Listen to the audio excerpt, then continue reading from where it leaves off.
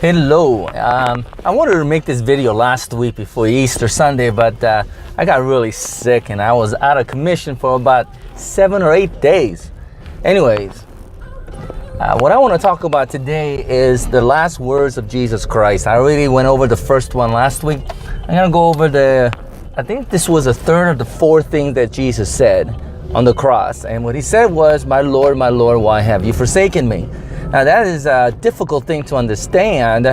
When I was a younger man, growing up in the church, one of my preachers at our church explained that verse to me as saying that Jesus took on the sins of this world, so thus for the first time he became a sinner. And since he was filled with sin, so much more sin than like all of the world's sin was placed upon him. So therefore, God was so disgusted with Jesus Christ that he forsook Jesus. Well, that was the first explanation, and well, in the beginning I never questioned it, but along the way you have to ask the question: if God is so disgusted with sinners, then he wouldn't have sent Jesus Christ. It's not that God doesn't care for the sinless or sinful people and whatnot. So how could it be that God forsook Jesus Christ when he was on the cross? That just doesn't make too much sense. That kind of goes against God's character in a way, right? So, well, personally, I would push that explanation aside. Then, when I got a little older, another teacher told me that, I think this was in college. I went to a Christian college as well. So what my professor taught me said was, well, he's quoting Psalm 22. Psalm 22 is a psalm that is talking about the Messiah that is to come. And what Jesus is saying is that he is pretty much reciting the psalm, and the people that were close to him at the time of crucifixion would have recognized that Jesus was calling himself the Messiah. That makes kind of a sense, because if you do read Psalm 22, it is talking about the coming Messiah and the victory of the Messiah and whatnot through his death and resurrection and all that stuff. So yeah, it seems that that could be a possible explanation, and that's something that I held on to for a few years, I think.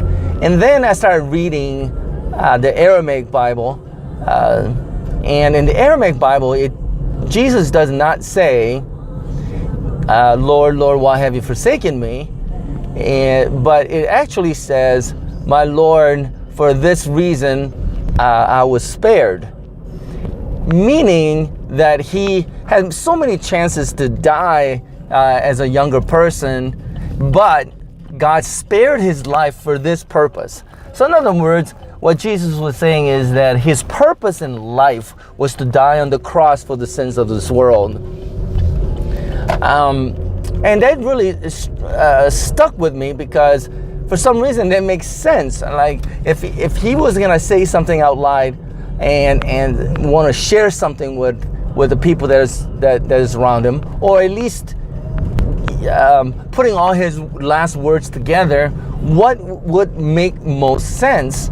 And to me, what makes sense is for Jesus to say, "For this reason my life was spared," or "Purpose of my life was to die on the cross for the sins of this world," right?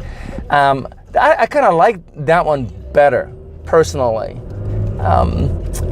Another problem with, my Lord, why have you forsaken me, is that, I mean, if the writer of the scripture were to explain it, in a way of, this is what Jesus said, because he was reciting Psalm 22, then there's no reason to doubt Jesus Christ, right?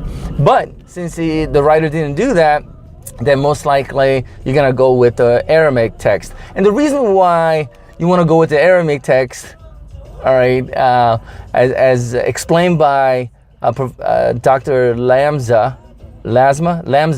is that in Aramaic, if the Bible was first written in Aramaic, my Lord, why have you forsaken me? And for this reason my life was spared. The difference in the spelling of those two sentences is only one letter. If it was Greek, it would be something totally different, but one letter. So you could see that somebody who is copying, right, the letters could have mistaken one word, right, one letter of a word, and interpreted it one way or the other. It really doesn't matter per se whether you believe it was my Lord, why have you forsaken me? Because that, if you believe in that sense, it is powerful, right? Jesus is claiming to be the Messiah, the prophesied Messiah, and that is wonderful and great. But for me, I kind of like the Aramaic text a little bit better, and because it fits the whole last phrases that Jesus says, last words of Jesus, it fits it much better. Personally, that's what I think. Anyways, what I'm saying is, I guess you could make your decisions and believe in one way or the other. I don't think it really changes the fact that Jesus Christ is the Lord, right?